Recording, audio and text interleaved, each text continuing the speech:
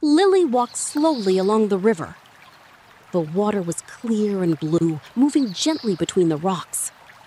The air was cool. A soft wind moved through the trees above her. She liked this place. It felt quiet, peaceful, safe. Every weekend, she came here alone. Not to think too much, just to feel calm. She stopped for a moment and listened to the sound of the water. Then she smiled softly. But today, something felt different. Lily looked around. The forest was the same. The river was the same. But the feeling was not. The wind grew slightly stronger. The water sounded louder. She took a slow breath. Why does this feel strange? She thought. She wasn't afraid, but she felt curious, like something was waiting. She walked closer to the rocks near the river, step by step, careful and slow. Then she saw it, a small wooden box placed between two wet stones. She stopped and stared at it. Who put this here? The box looked old, but not broken. It felt important. She slowly bent down. Her fingers touched the box. Cold. Still. She opened it. Inside, only one thing. A piece of paper. Old. Yellow. Fragile.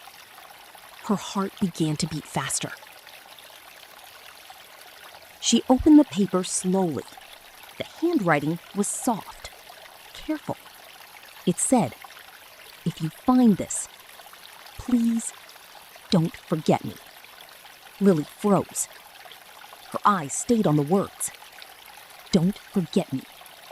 She didn't understand, but she felt something deep inside. Later that day, she went to a small library. An old man looked at the paper quietly. Then he sighed. I remember this.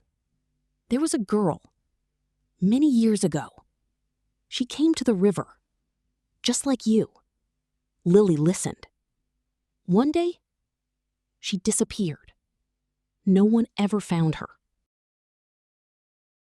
Lily held the paper tightly. Something inside her felt connected.